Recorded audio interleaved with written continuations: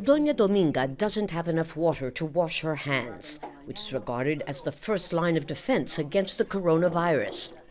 What's left here is for drinking, because a cistern truck won't bring her weekly ration until tomorrow. Her vegetable patch has been reduced to tiny onions, watered with what's left from the rinse cycle of her washing machine. But Dominga doesn't blame the lack of water on Chile's severe drought. I would ask the government to leave some of the water that all the fruit groves are using to us, so that we can live too. In Chile's rural Petorca region, the contrast is striking. Lush green hills of avocados for export, surrounded by totally parched land. It's possible because Chile's water law and water code allow the state to grant free access in perpetuity to economic interests. In 1980, when General Augusto Pinochet came up with his new constitution and water law, no one raised a red flag because there was plenty of water to go around. Back then, no one could have envisaged the impact of climate change, nor the extraordinary expansion of Chile's agricultural and forestry industries, which are more and more leaving families who have been farming here for generations high and dry, without a drop of water.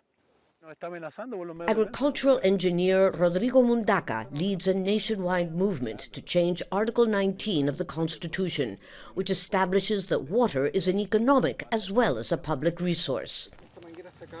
On our visit to Petorca, we stumble into a large tube used to carry water up the hill to a massive avocado plantation from a now dry well. This is highway robbery. To capture underground water even if the river has gone dry. It is illegal, but the state turns a blind eye.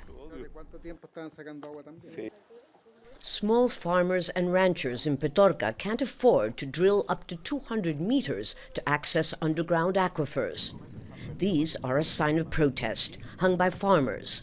An estimated 10,000 animals have died of thirst in the last 6 months alone. We are saying that a new constitution must consecrate water as a public and human right, and build a new hydro-institutionality establishing priorities of use of water. The problem isn't avocados, but our distorted economic model. It's a model which prominent politicians of all political colors are taking full advantage of. Changing the water law has strong public support.